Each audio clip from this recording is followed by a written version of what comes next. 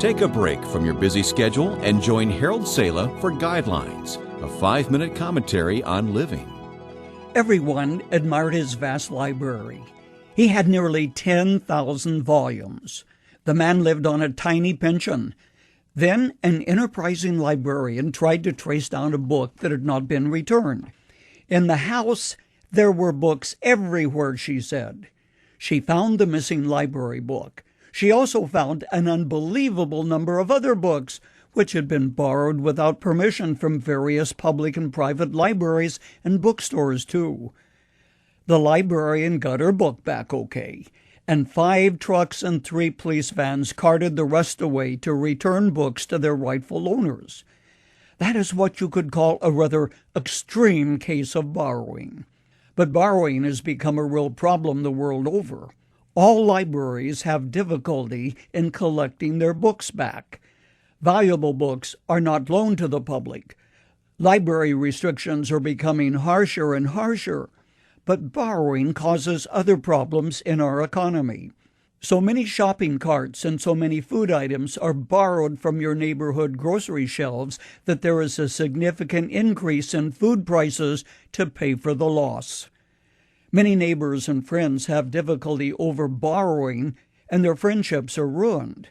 When you were younger, remember how irritated it made you when a younger member of your family borrowed a treasured possession of yours? Borrowing is usually a bad practice, one to be generally avoided. The psalmist says, "The wicked borrow and do not repay, but the righteous give generously." In Exodus, when God is giving various laws and ordinances to his people, he instructed them, if a man borrows anything of his neighbor, and it is injured or dies, the owner not being with it, he shall make full restitution. In Deuteronomy, God told his people, "For the Lord your God will bless you as he has promised you, and you will lend to many nations, but will borrow from none. You will rule over many nations, but none will rule over you." It's interesting to note that God's chosen people, Israel, are still in the lending and not the borrowing business.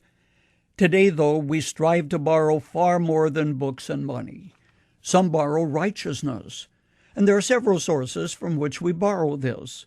Some tend to borrow it from their families.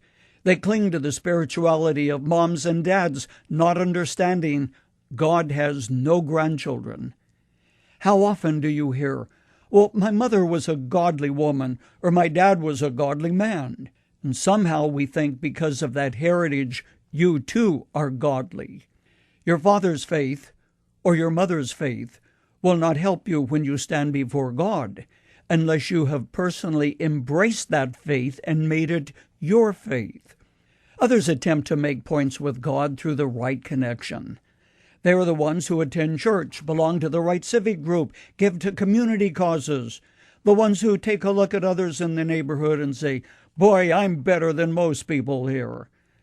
Though they never really say it, they think, "Hey, God, write down all these good things I'm doing in your black book up there."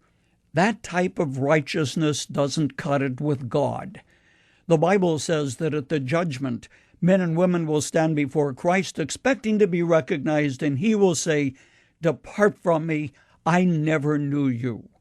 What a pathetic situation. How sad to end life with only tattered fragments of righteousness, all borrowed which are not your own. Remember, Jesus said, "Who does the will of my Father will enter the kingdom of heaven."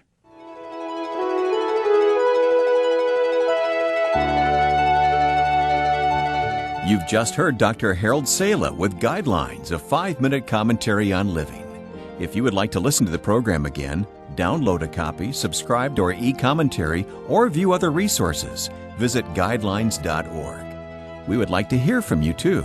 You can email us at info@guidelines.org. That's info@guidelines.org. Thanks for listening, and we invite you to join us again for the next edition of Guidelines.